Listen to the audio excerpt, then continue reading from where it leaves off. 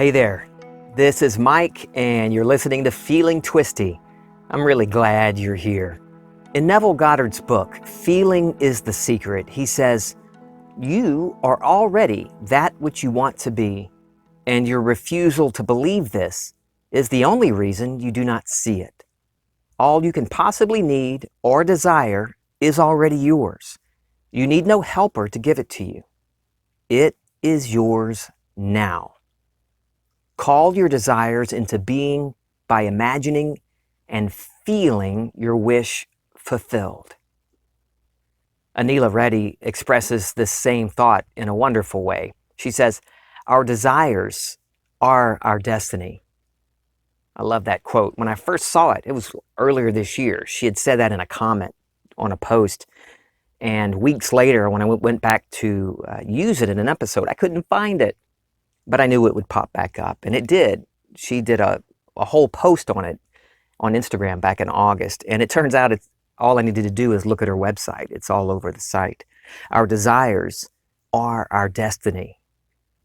I remember reading that part of Feeling is the Secret the first time and thinking, "Oh, what the heck, Neville? What do you mean I'm already what I want to be?" I don't think so. I'm doing what you say, imagining my wish fulfilled. I came up with a wonderful little scene that implies it's fulfilled. I'm even doing it 3 times a day. Why has nothing changed? Have you ever felt like that? Well, it's like he said, I refuse to believe it. I refuse to believe that my I amness, is the operant power, the one and only cause. I was so hooked on the very solid and very real stories of my life. They were solid and real because I habitually gave life to them. But a life of freedom and success would become just as solid and real in my life by giving life to new habits, new ways of imagining. Like a junkie continually returning to the pipe, I was going back to the old state, the state I was trying so desperately to leave behind. I would imagine a wish fulfilled and then spend the rest of my day dodging and ignoring the patterns of thought produced by my state of lack. I had to, and still have to, make a daily choice, a choice of what to feel.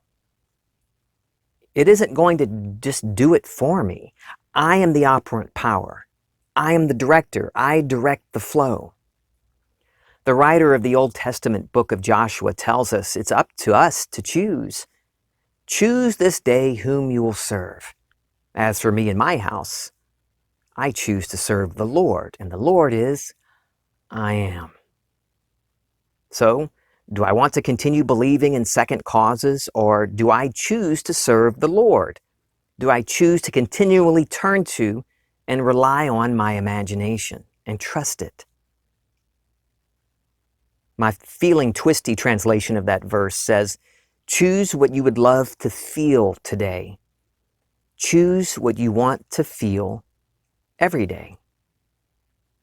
And it's not a one and done kind of thing. It's daily. Choose this day. I must choose every day to trust and rely on imagination.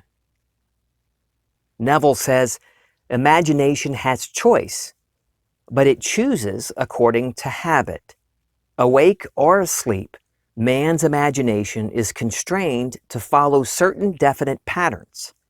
It is this benumbing influence of habit that man must change. If he does not, his dreams will fade under the paralysis of custom. Imagination, which is Christ in man, is not subject to the necessity to produce only that which is perfect and good. It exercises its absolute freedom from necessity by endowing the outer physical self with free will to choose to follow good or evil, order or disorder. What that's saying is that it's up to me. It's up to me to choose what to imagine. Good or evil, order or disorder. I kill and make alive. I wound and I heal. I bring prosperity and despair. I form the light and the darkness. It's up to me to choose. I direct the flow and the pattern of this infinite and eternal energy in which we all are, as do you. He goes on to say, after the choice is made and accepted so that it forms the individual's habitual consciousness, then imagination manifests its infinite power and wisdom by molding the outer sensuous world of becoming in the image of the habitual inner speech and actions of the individual. To realize his ideal, man must first change the pattern which his imagination has followed. Habitual thought is indicative of character.